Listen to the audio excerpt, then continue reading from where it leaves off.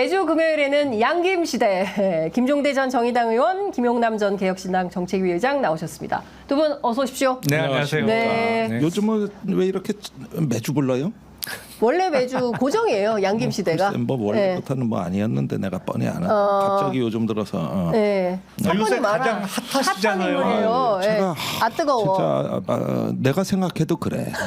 제가 뭔 얘기하면 며칠 뒤에 반드시 한언론의 특종이 나오더라고. 그러니까요. 네. 특종 제조기. 핫해.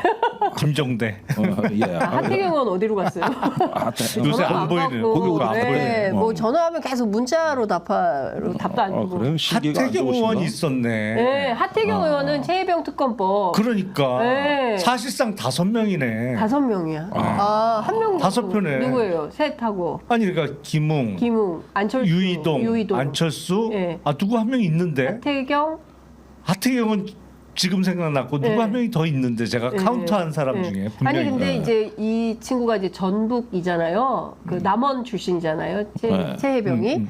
그래서 그 전북 지역 의원들한테도 적극적으로 얘기를 하고 또 방금 얘기한 게 해병대 출신들 있잖아요. 국민의힘에. 그래서 그분들한테 또 적극적으로. 해병 자유정의 해병연대 측에서는 이름은 밝힐 수 없지만은 자기들이 접촉한 국민의힘 의원 중에 2명을 확보했다고 얘기하고 있습니다. 2명. 예. 네. 우리가 17명은 안 되네. 모르는 분들이. 네, 그렇구나. 이거부터 여쭤볼게요.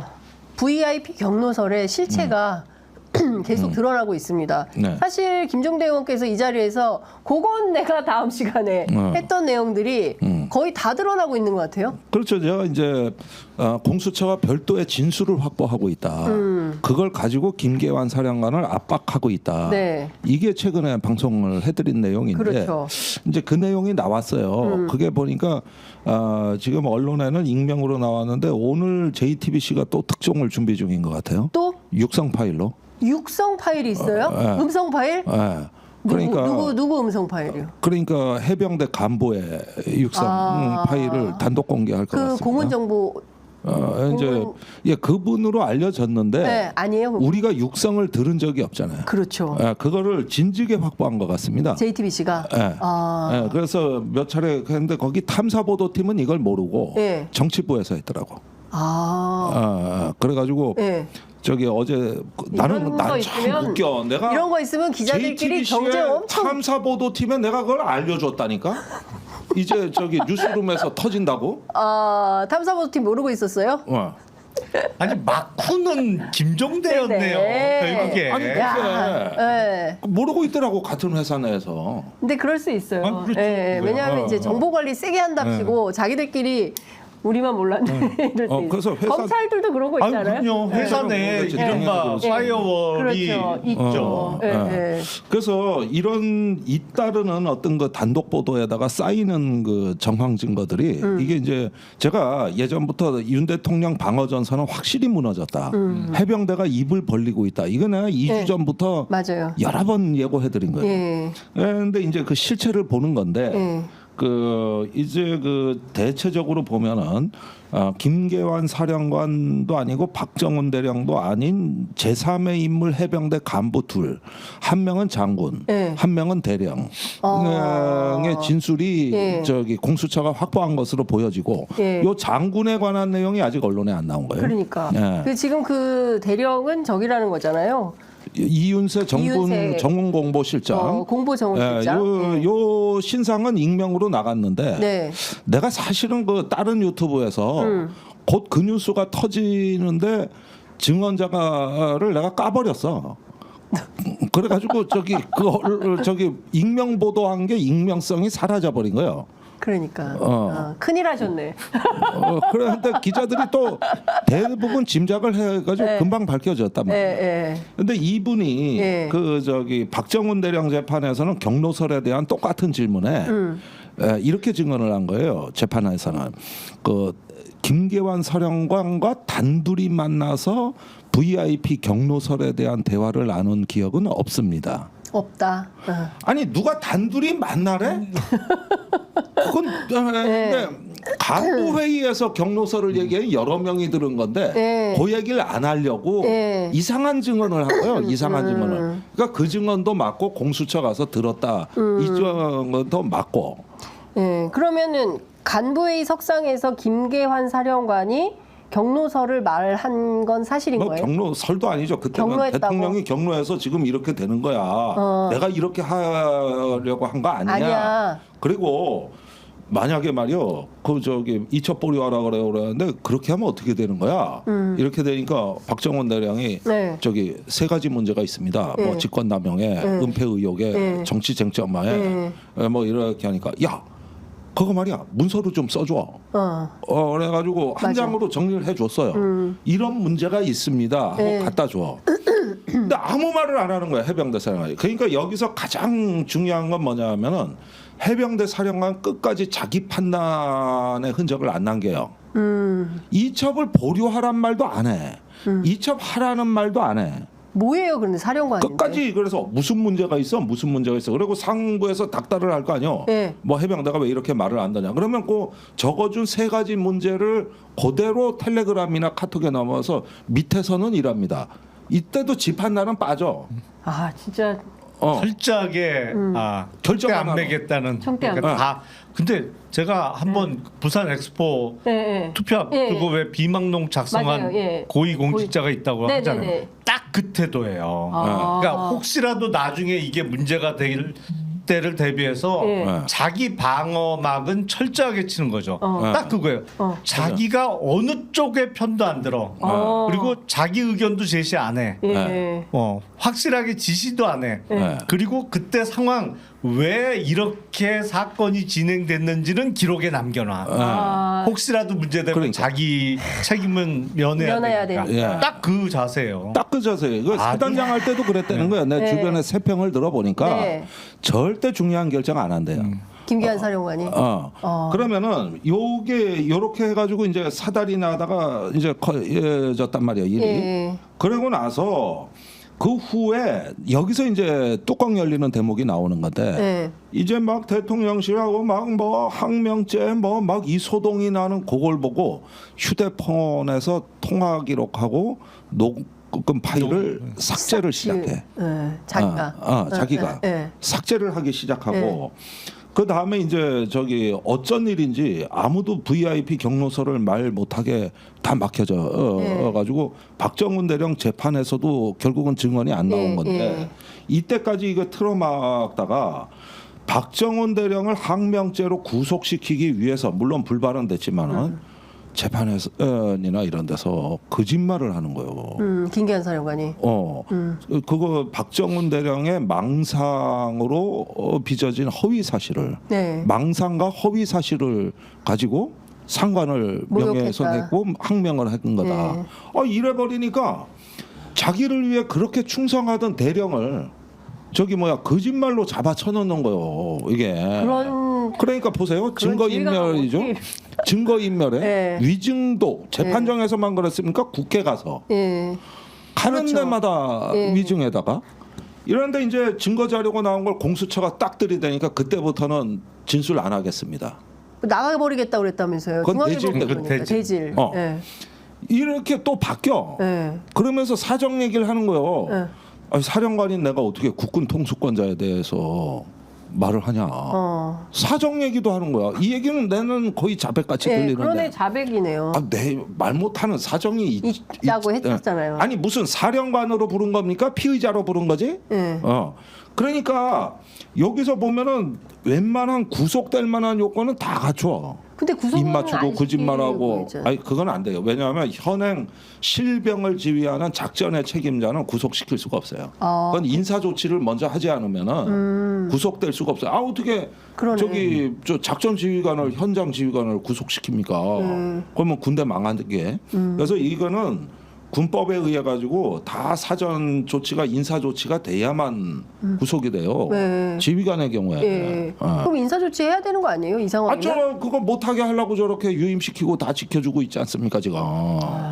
예. 근데 이번에 한 것도 김계환 사령관의 지웠던 녹취 파일이 복원되면서 포렌식을 통해서 드러나는 거잖아요. 네. 저는 이 수백 개가 시중에 있잖아요. 이른바 이 녹취 파일이 네네. 그것도 VIP하고 전화 통화한 내용들이 네네. 뭐 웬만한 사람 갖고 있는 사람이 네, 워낙 맞다고. 많잖아요. 예. 이 지뢰밭이 언젠간 터질 것 같아요. 이게 그리고 결정적인 순간에 결정적인 이른바 스파크를 일으킬 것 같아요. 지금 보면 네. 분위기가 예. 온통 인화 물질 바닥이에요. 유증기가 꽉 차 있어. 이게 그냥 인화 물질도 그냥 바닥에 흥건히 젖었어. 어떡하면 근데 어디서 스파크만 일어나면 이게 폭발하는 건데 이 스파크의 무서워요. 역할은 예. 어디선가 터질 녹취 파일이 결정적인 역할을 할 것이고 최상병 특검법과 관련해서 28일 날 기표소에 들어가서 조용히 찬성을 찍을 예. 국힘 소속 의원들이 몇 명 더 있는 것이 그 양반도 이 녹취 파일을 갖고 있는데 네. 본인의 공천과 관련해서 네. 개입설이 아니고 이제 개입이지 사실은. 뭐 어디로 가라, 뭐 어디로 옮겨라, 뭐 이런 거를 다 녹음을 해놓은 사람들이 있단 말이에요. 근데 이거 단독이다. 그게 그 약, 국회의원들이. 네. 예. 근데 그 약속이 결국에는 못 지켜졌어요. 근데 그런 사람들이 최상병 특검법에 대해서 반대표를 던지겠어요? 지금 반감이 어마어마해요. 하란 대로 했더니 공천이 안 됐어. 네. 망한 거네. 네. 예. 그런 사람들이 있단 말이에요. 예, 지금 예, 그 사람들이 또 녹취 파일을 다 들고 있어 지금. 와. 그러니까 이게 기표소 들어가서 당연히 당론과는 다른 투표를 할 가능성이 매우 높고 네. 그리고 그게 한두 개도 아니고 수백 개인데 그 녹취 파일이 이게 언제까지 안 터지겠냐고요. 이게 이미 지운 녹취 파일도 수사 과정에서 포렌식에서 그것도 나오는데. 정치인도 아니고 뭐 네. 군인이 녹음해 놓은 게 드러나잖아요. 딴 사람도 아니고 해병대 사령관이 녹음해 놨던 녹취 파일이 드러나는데. 예, 그것도 비화폰일 건데. 그러니까. 그런데 다 살려냈어요. 그런데 지금 여기서 우리가 쫙 봐야 되는 거는 묘하게도 임성근 사단장에 대한 휴대폰이 지금 조사가 안 돼 있습니다. 이 부분은 왜 그러냐면 이거는 인사로비설의 핵심이죠. 그 단서가 들어있을 것으로 보여지거든요. 이건 수사 외압하고는 관계가 없죠. 원인 제공한 부분, 이 부분이 지금 빠져 있고 이종섭 전 호주 대사의 휴대폰에 대해 가지고 법원에서 증거 채택을 했어요. 그런데 이미 휴대폰을 없앴다는 거거든. 그러니까 공폰 냈다는 거잖아요. 아니 멀쩡한 업무용 휴대폰을 왜 없애? 그러니까 이 자체가 벌써 이 조직적인 이 은폐 조작 정황 아니냐. 정황들이 다 드러나는데 사실은 이런 것들 다 봐야 돼요. 그리고 지금 박정원 대령하고 공수처 이렇게 쌍두마차로 진실에 접근하는 양대 축으로 이게 굴러가고 있는데 이건 또 박정원 대령 재판부에서 이거 증거 채택을 해버렸단 말이에요. 그러면은 거기에서 이제 일단은 통화 기록까지는 확보합니다. 그러면은 지금 여기서 뭐가 더 나올 데이터가 없냐 이런 부분들로 이제 저변이 일로에 있는 거예요. 그러다 보면 다음 주에도 단독 기사 뭐가 나올지 지금 나 또 바빠져 내가 지금 지금도 아주 과로사 할 지경인데 아주 또 바빠져 내가. 그러니까요. 그러면 지금 나와야 되는 게 이종섭 장관의 그 없앤 휴대전화 이거는 공수처가 안 갖고 있어요? 없어요.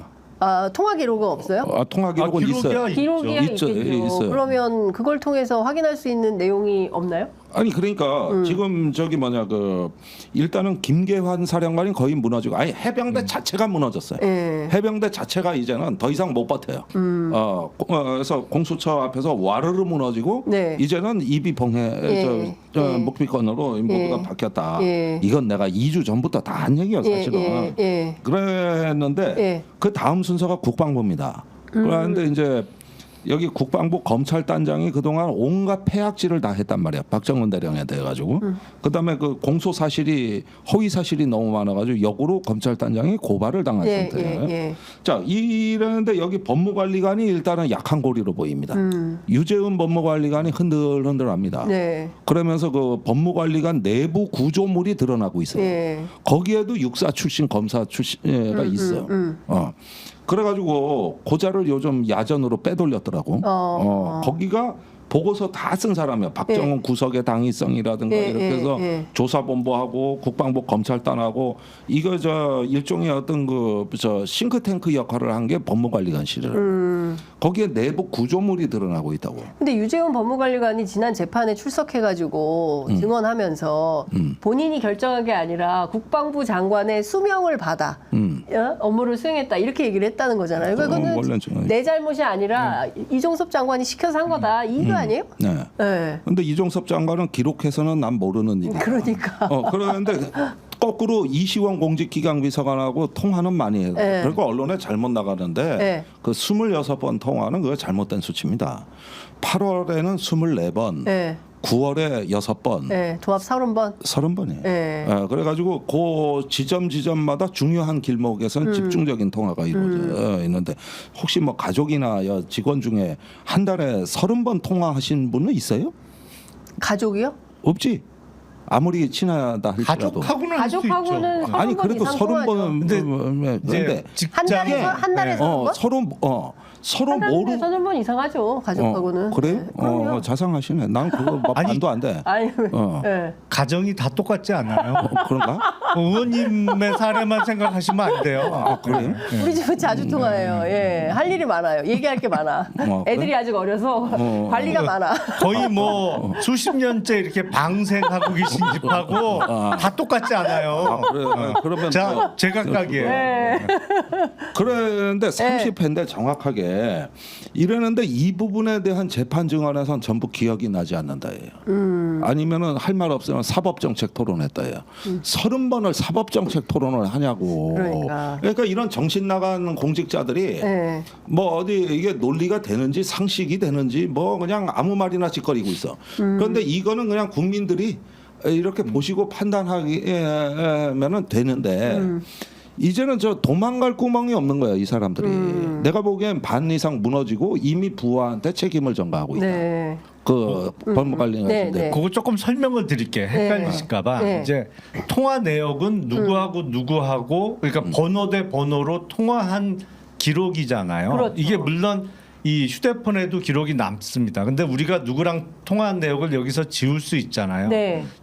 지워도 통화 내역은 통신사 서버에 남아요. 그런데 보통 그 통화 내역을 내놔라 그러면 6개월치까지만 보관을 합니다. 이렇게 답변을 해요.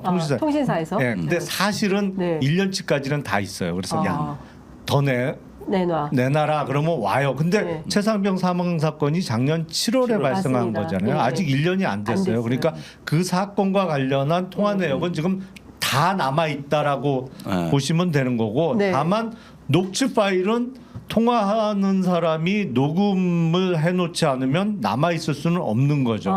그렇잖아요. 녹음 버튼을 눌러서 녹음했다가 나중에 지워도 이거를 포렌식으로 살려냈다는 게 지금 김기한 사령관의 그 녹취 파일인 거고 이거 녹취 파일이 지금 안 지우고 살아 돌아다니는 녹취 파일이 수백 개가 있다. 이렇게 이해하시면 돼요. 좋습니다. 그리고 내가 이제 마지막 그 급소 자리 하나를 알려드릴게요.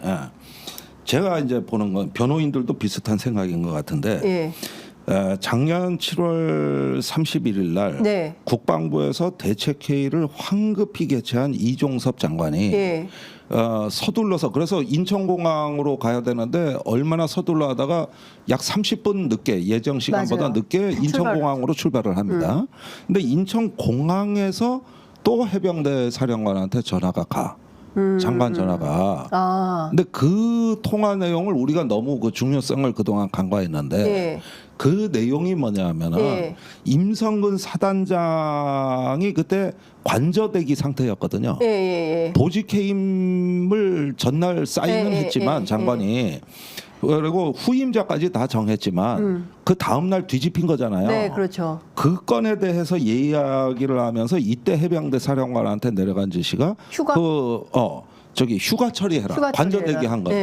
휴가 처리하고 이후로는 정상 출근 시키라는 이 통화를 한 겁니다. 그렇죠. 그러니까 왜 휴가까지 꼼꼼히 챙겼어야만 했냐. 사실은 임성근 사단장을 그렇지. 징계하지 않고 사령관으로 출세시켜야 되는 누군가의 목적이 있었다. 이런 얘기가 나왔더라고요. 그러면은 자 요걸 보면은 네. 이 부분에 대한 수사가 안 이루어진 거예요. 그러면은 이런 기록을 지금 확보해야 되는 건데 네. 분명히 김사령관의 휴대폰은 수신자는 지금 다 복원이 된단 말이에요. 예. 그런데 통화 기록에 이종섭 장관하고 그때 통화한 기록이 있나? 또는 이종섭 장관 보좌관하고 네. 군사보좌관하고 통화한 기록이 있는가? 예. 이걸 이제 맞춰놔야 돼서 그때 간 전화가 임성근 빨리 원상 회복시키라는 그 전화였다.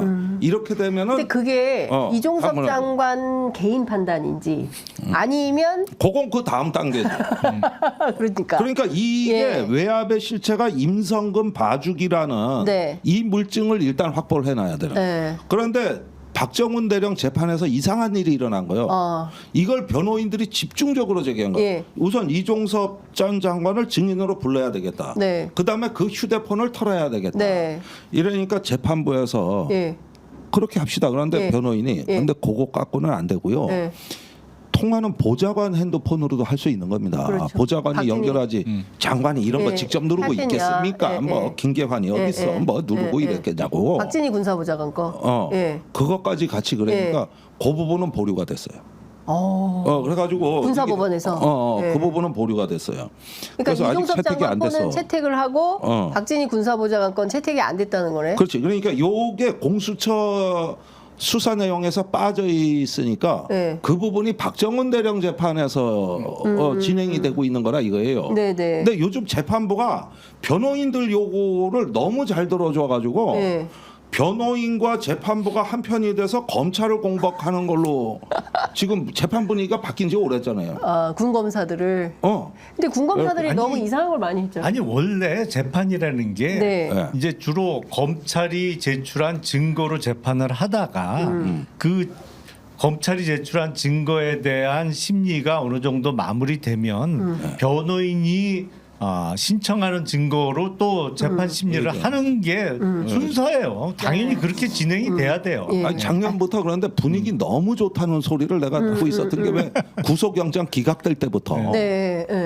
나는 근데 지금 국가인권위도 망가졌고 경북 경찰청도 망가졌고 검찰은 말할 수 없이 망가졌는데 그나마 이럴 때 국가기관으로서의 기대 이상으로 그래도 존재감을 보여주는 존재는 군사법원이었다는 거는 평가를 해줘야 될 것 같습니다. 그 작년부터 굉장히 분위기가 좋았어요.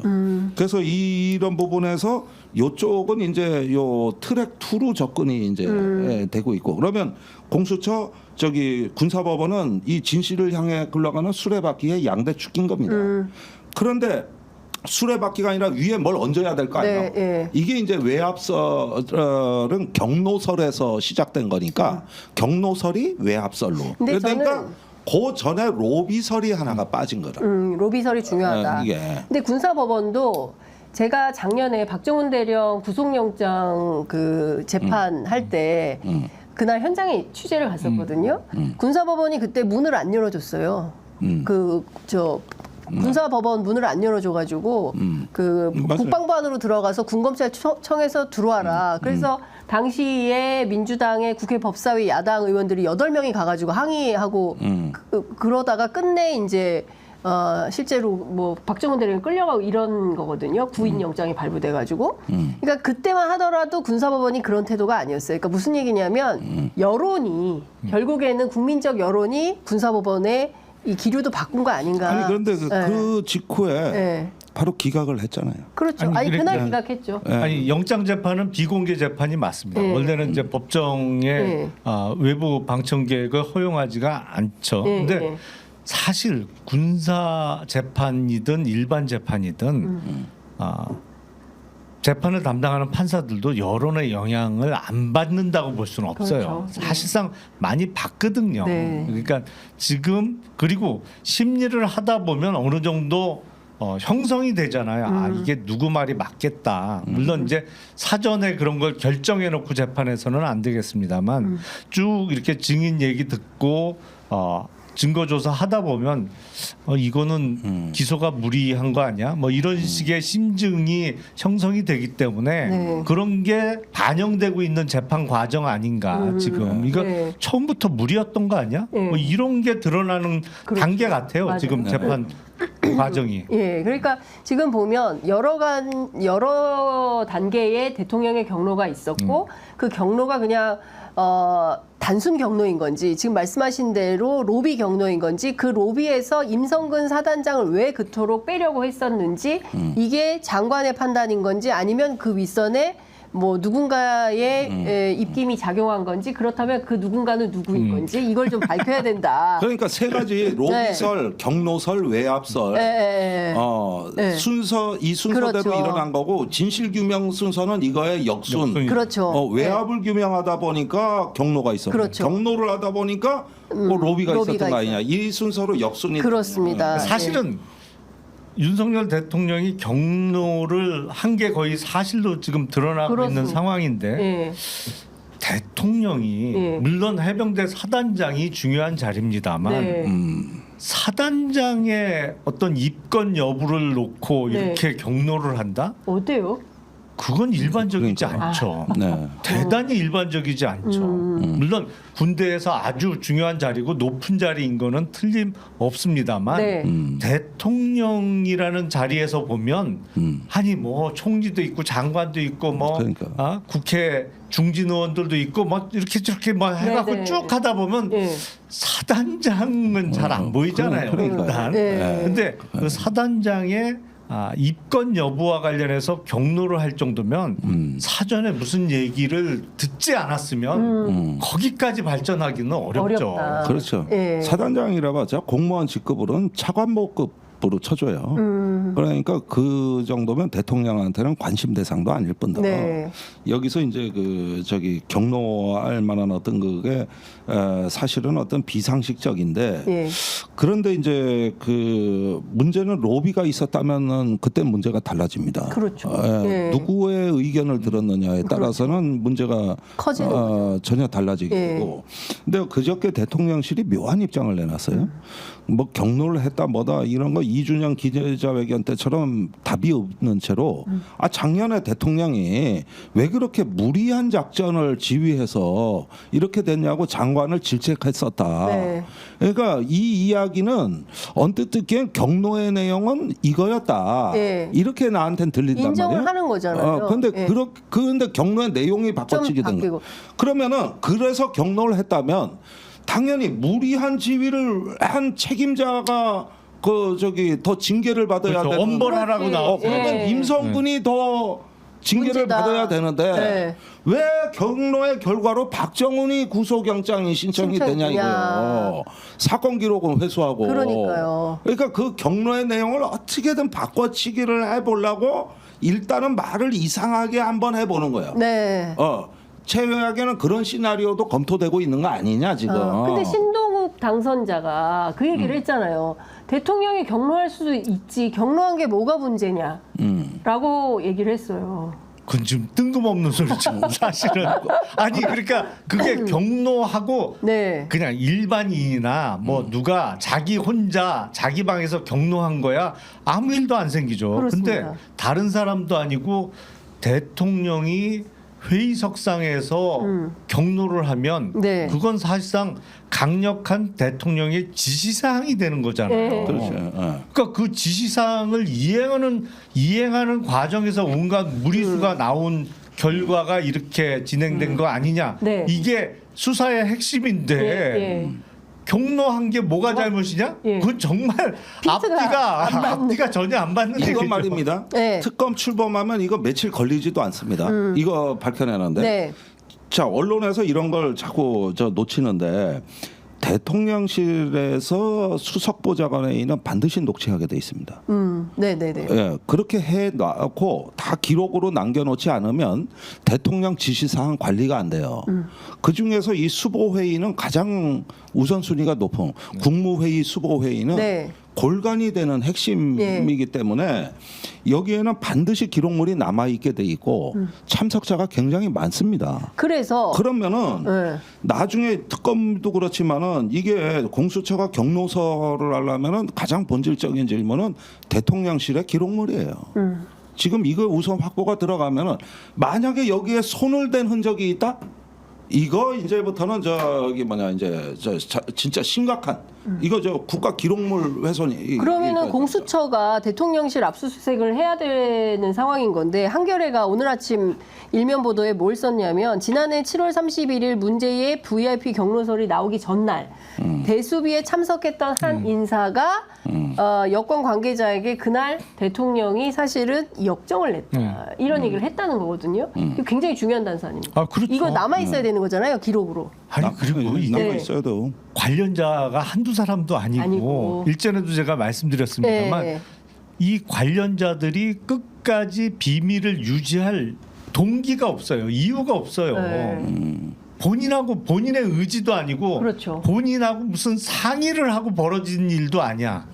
그러니까 이게 이른바 뭐 총대 맬 이유가 없단 말이에요. 그러니까 회의 오라 그래서 회의에 갔는데 이러저러한 얘기를 하다가 대통령이 갑자기 벌컥 화를 낸 거였어. 어머 대통령이 화를 내더라. 나와서 얘기를 한 거잖아요.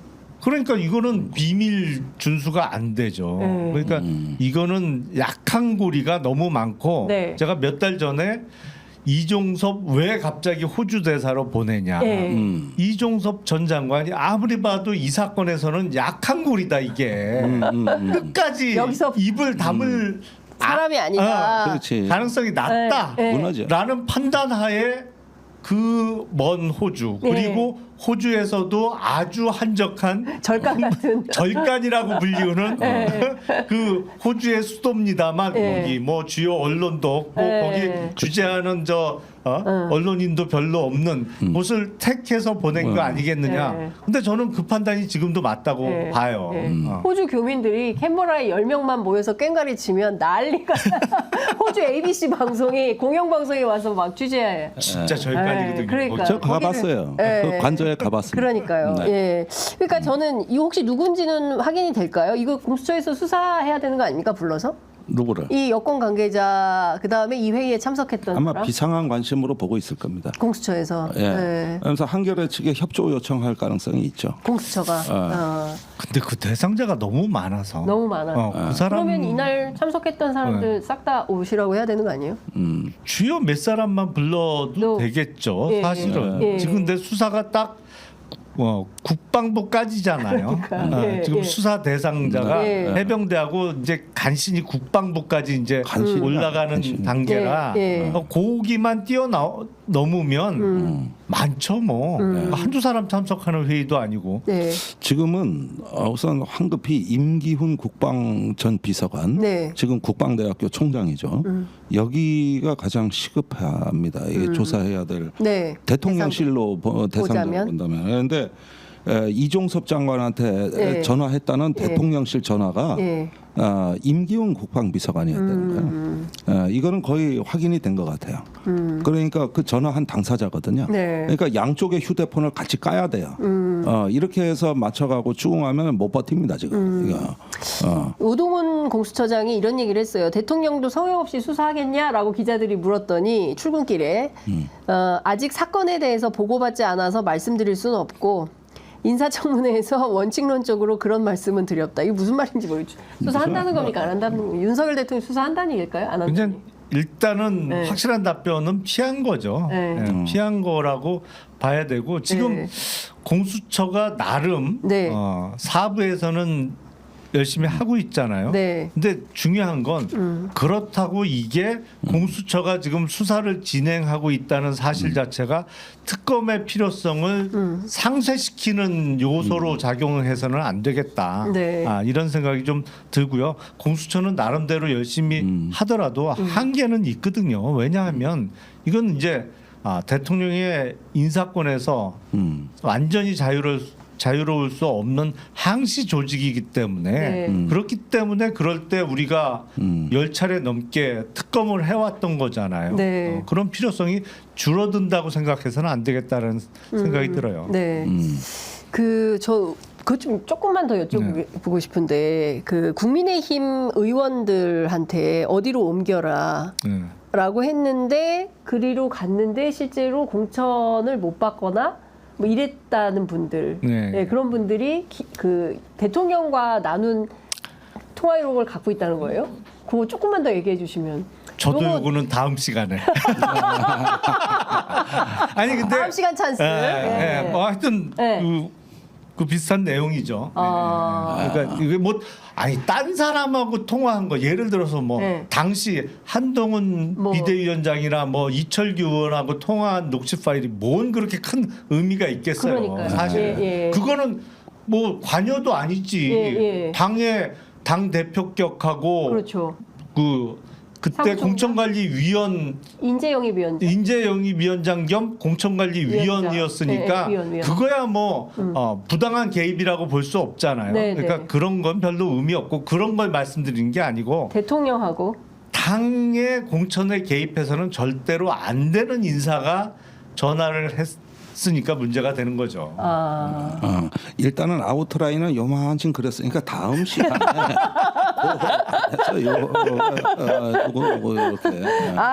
너무 아쉽다. 다음 시간 꼭 시청자 여러분 들어오셔야 되는 이유가 다음 시간에 진짜 대방출. 뭔가 좀 특종거리가 많이 나올 것 같다라는 생각이 좀 듭니다. 그 대통령실에요. 갑자기 박근혜 정부 문고리 3인방 중에 한 사람인 정호성 전 청와대 부속비서관이 들어갔어요. 오늘부터 출근인데 박근혜 대통령 수행, 비서, 일정관리, 관저 뭐 이런 일반 행정, 그다음에 대통령 보고 문건 접수, 지시사항, 메시지 전달 뭐 이런 거를 총괄했던 사람입니다. 이 사람 왜 대통령이 구속시켰던 사람이거든요. 그렇죠. 그리고 문고리 3인방 중에 한 명이었고 결정적으로 박근혜 당시 대통령과의 통화 내용을 다 자동 녹음시켜 놓은 게 나중에 결정적인 증거로 작용했던 것인데 이게 선뜻 이해가 안 되는 인사잖아요. 그러니까요. 이게 말이 돼? 당장 이제 여론이 부글부글 할 수 있는 그리고 왜 이 사람을 이 시점에 꼭 대통령실에서 써야 돼. 근데 지금의 대통령실의 구조를 보면 이해가 돼요. 왜냐하면 지난 박근혜 정부 때 당시 정호성 비서관하고 같이 일하면서 사실은 그 정호성 비서관 밑에서 일했던 사람들이 지금 대통령실의 수석과 비서관들로 있거든요. 그러다 보니 이제 정호성 비서관 재판받고 구속됐다가 나와서 어디 취업도 안 되고 뭐 그래서 뭐 지내기도 딱해 보일 수도 있고 그러다 보니까 이제 적극적으로 추천을 한 거 아니냐. 근데 지금 대통령실의 구조가 그렇거든요. 상당 부분은 이명박 정부 때 일했던 사람이고 요새 박근혜 정부 때 인사들이 있는데 하필 지금 그 중요한 자리에 정호성 비서관 밑에서 일했던 사람들이 지금 수석과 비서관을 하고 있는 게 제가 보기엔 결정적인 요인이에요. 아니 그게 특검 때 문고리 권력의 국정농단의 핵심 본거지 그 소굴 아닙니까 소굴. 그걸 털은 게 윤석열 대통령이고 난 요즘 하면은 무슨 4차원 컬트 영화 보는 것 같은 게 무슨 검사가 피의자하고 내연 관계가 안 되나? 오빠 동생을 안 하나? 그다음에 얼마 구형 떨어질 거라고 알려주면서 무슨 뭐 이상한 진술을 받아내질 않나? 연습도 그러더니 시키고. 자기가 잡아쳐는 국정농단의 핵심 세력을 비서관으로 앉히질 않나? 이게 무슨 뭐 한편의 컬트 영화요. 아니 정권 유지 연명이 하는 게 정권을 뭐 하나의 어떤 비루한 권력을 그 연명하려고 하는 이 필요성에서 이런 일이 벌어지는 거라면은 참 진짜 아주 이게 저 품격이 떨어져 가지고 말이지 이게. 그래서 제가 참 이제 10분 이해해서 그 전에 같이 고생하고 근무했던 사이인데 저 사람이 정말 딱해 불쌍해. 그리고 뭐 밥벌이를 하기가 쉽지 않아 보여. 네. 그러면 어디 취직 알선을 한다는 입장에서 근데 그 취직 알선하는 자리가 청와대 비서관이야. 근데 그걸 또 오케이 하는 사람은 뭐예요? 그러니까 지금 인사 돌아가는 건 정말 이해가 안 돼. 이해가 안 되고. 그러니까. 아니 인사 얘기가 나왔으니까 그런데 네. 원래 정무수석실에 네. 정무 1비서관, 2비서관, 비서관이 그렇죠. 2명이었잖아요.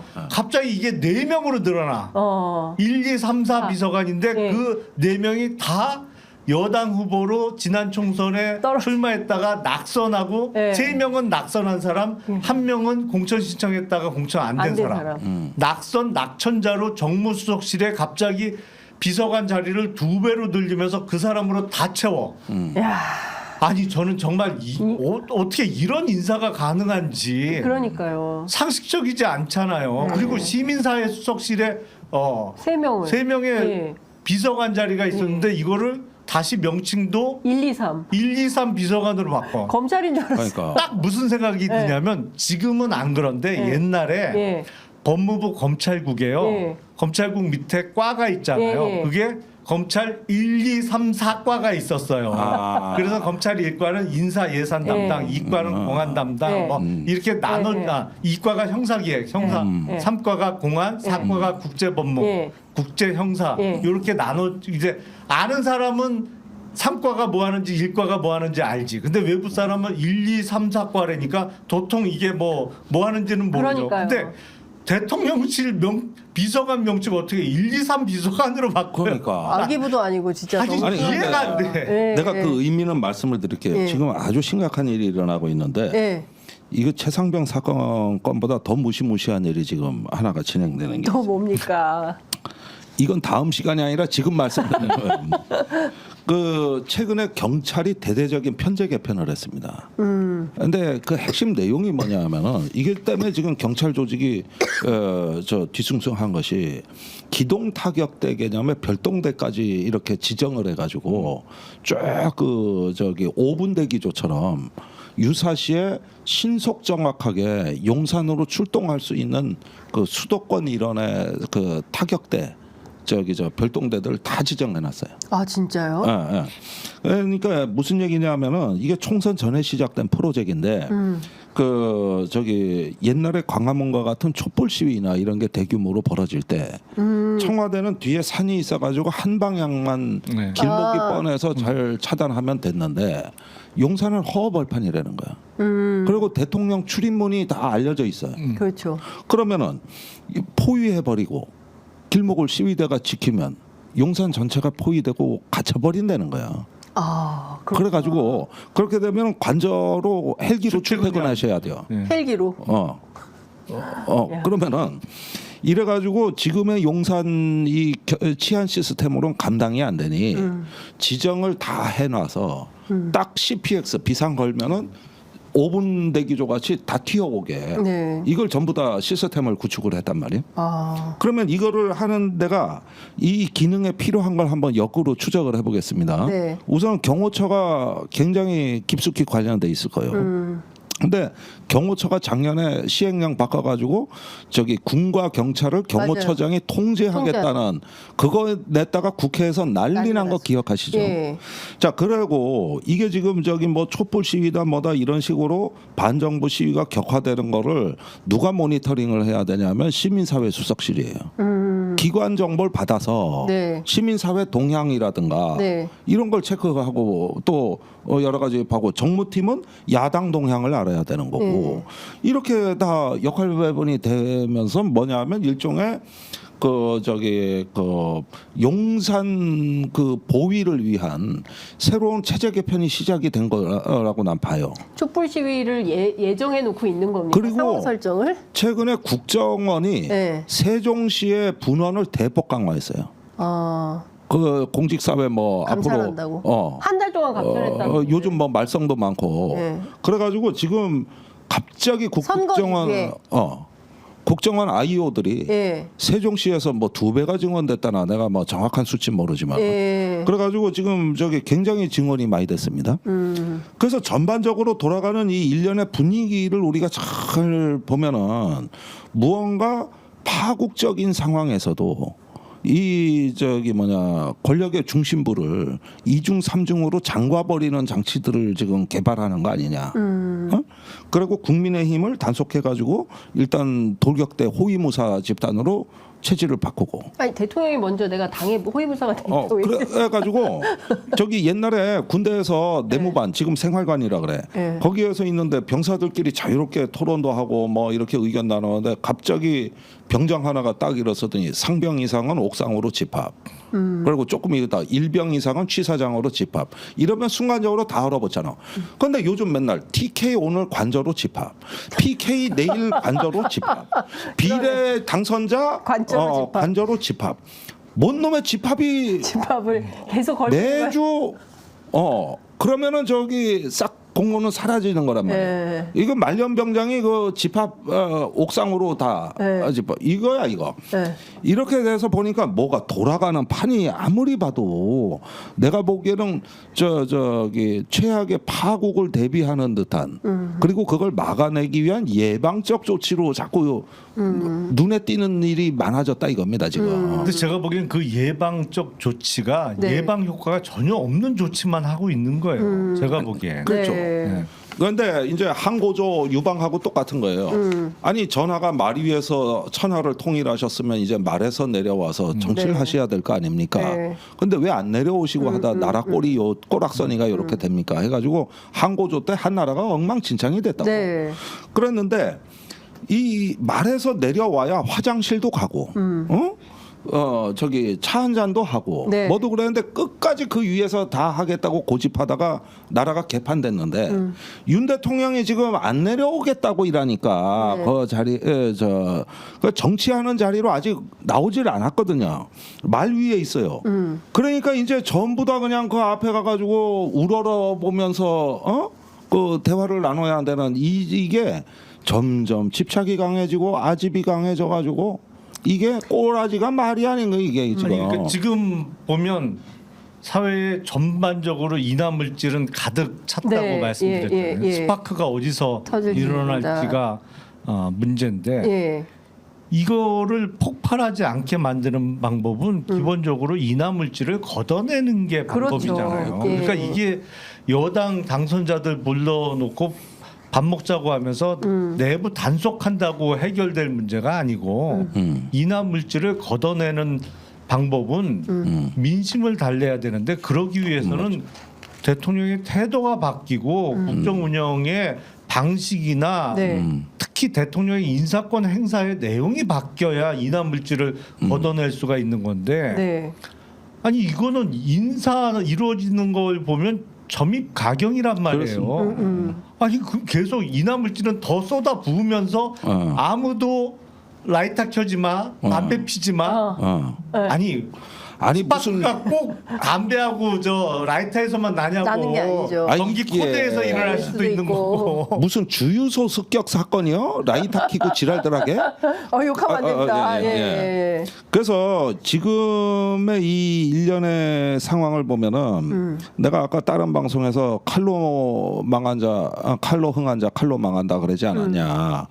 뭐 공수처가 요즘 언론 플레이 많이 하니까 네. 윤석열 대통령이 옛날에 많이 하던 거다. 지금 당해보니까 어떠냐. 그러니까 댓글이 올라와서 뭐라고요? 그게 아니래. 네. 술로 흥한 자 술로 망한다로 바꾸래. 네. 아니 오늘 한겨레 신문에 재밌는 보도가 하나 나왔는데 지나친 음주가 분노형 뇌를 만든다. 그래? 그럴 수 있죠. 예, 그런 그 손진우 충남대 교수팀이 알코올 중독자 연구한 것을 이제 오늘 한겨레 신문이 보도했는데 알코올형 우울증이라고 있어요. 예, 술을 많이 마시면 화가 난다. 그래서 지나친 음주를 삼가하셔야 된다라는 말씀을 좀 오늘 드리겠습니다. 더군다나 금요일이기 때문에 예, 아주 오늘 중요한 금요일이고, 얘기입니다. 오늘 또 뭐 여러 소문들이 있어요. 저녁에 뭐 만찬 자리가 있다는 댓글에 나오는데 하여간 오늘 저녁에 무슨 일이 벌어질지 좀 지켜봐야 될 것 같고요. 시간이 많이 돼서 이것 좀 여쭤볼게요. 검찰이 김건희 여사에게 명품백 건넨 그 최재형 목사 출국 정지를 했습니다. 이분이 이제 미국 국적자라서 출금이 아니라 출국 정지를 했는데요. 31일 날 재소환을 한다는 거고요. 그다음에 그에 앞서서 30일에는 김건희 여사가 명예훼손 혐의로 고발한 서울의 소리 이명수 기자에 대한 소환 조사가 있습니다.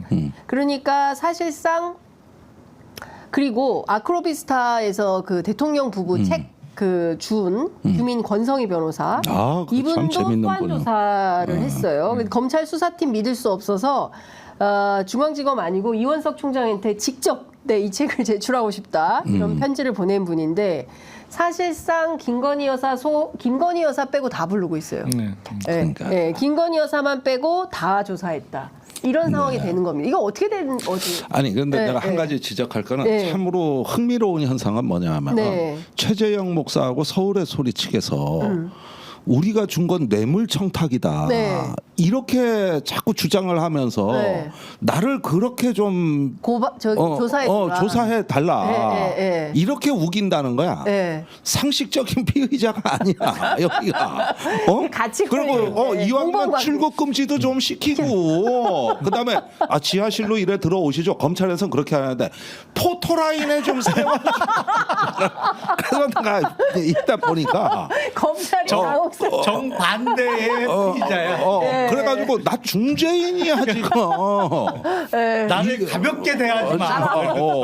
이렇게 몰고 가는 분위기요. 네, 그러니까. 그래서 그럼 뭘 청탁하시는데 그러니까 저기요 명절 때요 우리 형님이 계시는데 대통령 선물을 받고 싶어요. 그러니까 보내주더라. 네. 봐라. 그거 청탁해서 들어준 그 뇌물이었고 로비였다 이거. 그다음에 거기 그 아크로비스타 간 것도 만나달라고 향수 이렇게 사진 보내고 디올백 사진 보내고 뇌물 청탁하니까 되잖아. 그래서 나 있잖아 정말 뇌물 청탁한 나 저기 파렴치범이야 좀. 그리고 포토라인에 팍팍 세워. 나 세상에 살다가 내가 이런 피의자 그런데 처음 봐. 자꾸 검찰에서 아이 우리가 편히 모시겠습니다. 아이 저기 들어가시 그리고 그 파일 원본도 좀 그 영상 근데 다 공개했는데 아이 그러지 마시고 원 파일 그거 가래뱉는 거 그러니까 그거 그러니까 얼른 가져가시 얼른 가져. 이래 가지고. 난 도대체가 살다가 이런 사건은 내가 처음 봐. 제가 어제 이명숙 기자랑 통화를 했어요. 어떻게 할 거냐 그랬더니 싹 다 가지고 검찰에 적극 협조할 거다. 그래서 다 드릴 거다. 이런 얘기를 하더라고요. 아니, 제가 그 권성희 변호사가 습득했다는 책 원본을 봤어요. 근데 이제 그 원본을 보니까 이거는 어떻게 뭐 만들어냈다든지 조작했다고 볼 수는 전혀 없더라고요. 그러니까 그 맞아. 그러니까 거기 특히 김영삼 전 대통령의 아들인 그 김현철 씨가 줬다는 그 직인이 찍혀 있는 책하고 또 이순자 여사가 여러 줄을 적었더라고요. 한 줄도 아니고 한두 줄도 아니야. 여러 줄을 그 노인이 해갖고 이렇게 뭐 이렇게 정석껏 이렇게 쓴 그걸 보니까 야 이거는 뭐 진짜 너무하다. 이건 뭐 누가 버렸어? 이건 세상에. 틀림없지. 그러니까 원본을 근데 어떻게 그걸 버리고 갈 생각을 아니 하죠? 기본적인 예의가 없는 거죠. 그러니까. 딴 사람도 아니고 전직 대통령 본인이 측에서 찾아갔잖아요. 이순자 여사 그 사진 다 공개하지 않았습니까? 아니 그리고 그거 버리는 것도 말이 안 되지만 정말 10분 이내에서 짐이 너무 많아서 아니 근데 책을 좋아하면 절대 안 버리겠지만 그러니까 명품백은 안 버리고 책만 버리는 건데 그리고 집 명품 버린 게 아니라 집은 안 버려. 집은 그냥 있어.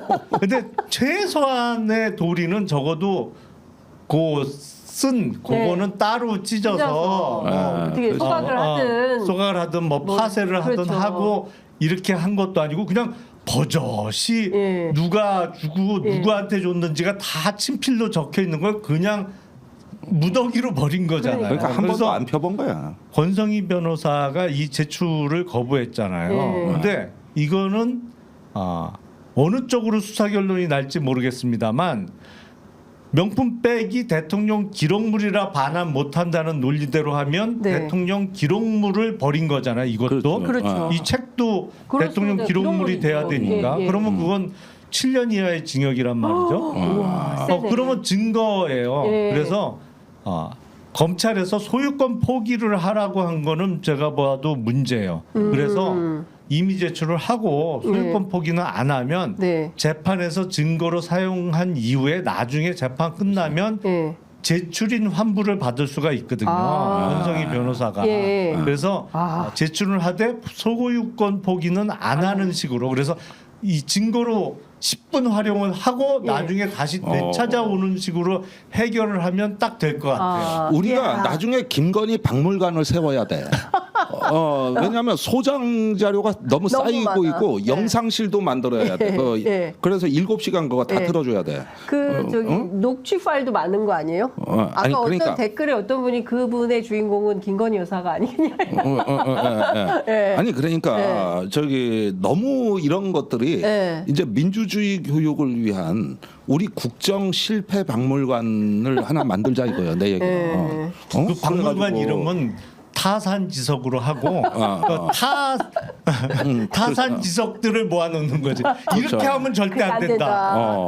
반면교사 뭐 이렇게 반면교사. 잡아야 된다. 그 나치 전시해 놓은 거하고 똑같은 거예요. 그래서 이런 것들을 이제 이러다 보면은 이 풍성한 이 자료들 명품백은 국가 기록물인데 전직 대통령 서명이 들어간 출판물은 왜 기록물이 아닌가. 이런 부분들 이런 걸 갖고 중고생들이 토론을 해야 되는 거예요. 민주주의 토론을. 일주일 전에 나온 보도를 보면 검찰이 이달 안에 김건희 여사 소환 일정 조율 가능성이 있다라는 문화일보 보도가 있었거든요. 오늘 검찰 인사위원회에서 검찰 인사 발표가 있는 건가요? 검찰 인사위원회를 하면 보통은 인사위원회를 열면 특별한 사정이 없으면은 인사를 곧 발표하죠. 그러니까 오늘 하면 오늘 저녁에 발표하는 것보다는 아마 주말쯤 발표할 가능성이 있을 것 같은데요. 그러면 여기서 만약에 1차장, 4차장이 바뀌어요. 그러니까 명품백 수사하고 도이치모터스 주가 조작했던 검사들이 교체된다. 그럼 어떻게 봐야 돼요? 그러면 아마 부임 일자가 다음 주중쯤 될 테니까 이달 안 소환은 어려울 것 같은데요. 그러면 사실상 김건희 여사 이달 안에 소환은 물 건너갔다. 그건 좀 어려울 것 같은데요. 뭐 하필 또 인사를 그 시기에 맞춰 하는 거죠. 오늘 동아일보에 보니까 이원석 검찰총장 그 얘기 좀 하십시오. 전직 총장들에게 거취와 수사 방향. 글쎄요. 그 기사 아주 의미 있는 기사예요. 외롭다. 알아주지 않더라도 성내지 말아야 한다. 어떻게 보세요? 아니 너무 근데 재밌게 읽었어요. 여기서 이원석 검찰총장이 작년부터 대통령실하고 파열음이 났다는 거 아닙니까? 그리고 올해 초에 송경호 서울지검장을 교체하려고 했었는데 총선이 다가오고 있어서 그게 멈춘 거다. 그때 송경호 검사장은 김건희 소환하자는 입장이었다. 이러다 보니까 일단은 지금 바꿀 수는 없고 총선 끝날 때까지 내가 두고 보자. 그때까지만 어떻게 틀어막아 봐. 이랬다가 총선이 끝나고 결행을 한 것이다. 이게 이제 검찰총장의 주변을 취재해서 하는 건데 굉장히 재밌는 기사예요. 그래서 이대로 본다면은 이제 사거리 갈아치우면서 소환 자체를 막으려는 것이었다면은 이제 그 구체적인 결과가 드러나지 않겠어요? 그럼 우린 판단 기준이 딱 쓴 거예요. 이거였구나. 이거였구나. 쓰는 거죠. 이제 소환은 없다. 근데 시기적으로 지금 다음 주 수요일이 특검법 재표결이 있잖아요. 재결이 있잖아요. 근데 검찰 인사 발표를 수요일까지 늦추기는 어려울 거예요. 그러니까 주말이나 늦어도 월요일쯤은 인사안을 발표를 해야 될 텐데 그래갖고 부결시킬 수 있다고? 그러니까 어떻게 될까? 글쎄요. 여론이 더 악화가 될 텐데요. 근데 검찰 인사가 발표됐는데 싹 다 바뀌었다. 그러면 최소한 바뀌면 새로 오면 기록도 다 다시 봐야 되고 뭐 이런 문제들이 있잖아요. 그리고 지금까지 했던 수사는 완전 멈춤이 되는 거잖아요. 그러면 시간이 또 무한정으로 이루어지게 될 텐데, 근데 이제 두 가지인데 하나는 한동훈, 그 다음에 이원석, 송경호 3인을 한 팀으로 보고 윤 대통령 되게 화를 냈다는 거고, 이 총장이 돌아올 수 없는 강을 건넌 것 같다. 이런 표현을 이제 누군가 했다는 겁니다. 돌아올 수 없는 강도 있겠습니다만 뭐 임기 자체가 워낙 얼마 안 남았어요. 그러니까요. 이제. 뭐 사직도 귀하게 써야 될 상황이 있다. 뭐 어떻게 하겠다는 건지 모르겠어요. 어떤 어휘로 해석을 해야 됩니까? 근데 이제 뭐 한 석 달 남았는데 그러네요. 이제 5월이 다 가버렸어요. 사직이 뭐 큰 그렇죠. 의미가 의미가 있을까요? 있나? 이러다 끝나는 거다. 아니 그런데 이제 이런 건 있는 거죠. 그러니까 나는 이미 저기 이런 어떤 그 검찰총장에 대한 핍박에 대해서는 내가 결연한 입장이다. 그런데 일단 지금은 사퇴를 하면 그나마 지켜줄 사람도 못 지키니 귀하게 쓴다는 뜻은 그나마 그래도 이 부작용과 피해를 줄이고 나중에 명분 있게 떳떳하게 나가야지. 지금 뭐 성질 난다고. 아니 그러니까 추미애 국회의장 낙마한 그거하고 똑같아요. 욱하는 성질 나도 있는데 그렇다고 내가 민주당을 나가진 않았다. 나가진 않고 그러니 여기 여러분도 이제 나가지 나가지 마시라. 마라. 성질 같아서 그냥 가서 한데 세려치고 싶은데 아 이원석 총장이 똑같은 말 하는 거야. 내가 지금 저기 입장은 더럽고 안 익었고 이런 굴욕이 있나. 그렇다고 해서 사표 쓰고 이런 거는 다 그거에 맞는 또 뭐 절차와 시기가 있는 거지. 이 사람 보면은 주역을 많이 읽었나 봐. 그 시와 때를 주로 얘기 많이 하는 게 다 때가 있다는 게 안 돼, 안 돼. 우리까지 우속으로 흐르면 안 돼요. 안 돼. 아니 주역은 좋은 책이에요. 근데 하여간 이원석 총장의 고민은 깊어지고 결과적으로는 그냥 이러다 그냥 끝나는 수순으로 가는 거다. 뭐 근데 더 이상의 그렇게 저항은- 될까요? 제가 그래요? 보기엔 아니 앞서 재판도 여론의 영향을 받는다고 말씀을 드렸는데 네. 수사도 마찬가지거든요. 그리고 서울중앙검사장 정도면 모르겠어요. 네. 자기가 이 정부 임기 내에 뭐 총장이 될 가능성이 있다고 생각을 하니까 네. 모르겠습니다만 그 밑에만 가도 특히 실제로 수사를 담당하는 검사들 입장에서는 네. 아니 나는 앞으로 검찰에 10년 20년 더 있어야 되는데 이 정부는 맥시멈 해봤자 이제 3년 남은 건데 여기서 내가 잘못된 판단 내지는 잘못된 판단에 부안내동했다가 나중에 험한 꼴 당하느니 나는 그냥 증거 나오는 대로 할 거야. 네. 할 가능성이 높거든요. 네. 근데 그거를 위해서 다 틀어막는다? 아유, 그거 쉽지 않아요. 안 돼요. 안 그렇게 된다. 안 돼. 그렇게 안 된다. 그러니까 현장의 지난 수사 검사들이 2년간 민주당 야당을 향해서 그렇게 이재명 대표 방탄을 한다, 방탄국회다 이렇게 일방적으로 조업해버리고 그랬던 시절이 이제는 완전히 반전이 돼서 이젠 정권 방탄 시비가 되고 오히려 그걸 막기에 급급한 수세적인 국면으로 했다는 건 진짜 천지개벽할 변합니다.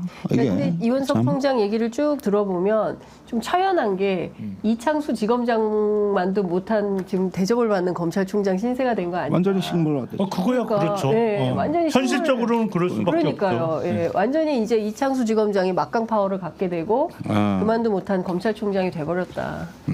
원래 검찰총장하고 서울중앙검사장은요 네. 매주 만납니다. 정해놓고 네네. 대면 보고를 항상 받아요. 그런데 이 정도 상황 되면 슬슬 이제 약속된 시간에 안 나타나기 시작해요. 이런저런 핑계를 대고 중앙검사장이 대검에 올라와서 대면 보고를 안 하기 시작할 수 있는 상황이에요. 지금, 상황 정도 되면 원래는 그전에는 일주일에 2번씩 보고할 때도 있었어요. 근데 이제 총장은 누가 봐도 이제 신 빠진 그리고 찍힌 총장이고 중앙검사장은 떠오르는 해야 그러면 자세 역전되거든요. 참 슬슬 안 가요. 보고. 야, 보고도 안 간다. 참 내가 참. 아유 참 하여간 어려운 시절을 지나고 있는 것 같습니다. 하여간 네. 오늘도 정말 뜨겁게 여러 단독을 예고하면서 그리고 이미 좀 알려드리고 했습니다. 오늘 두 분 말씀은 여기서 마무리해야 될 것 같습니다. 말씀 잘 들었습니다. 감사합니다. 네, 고맙습니다. 네.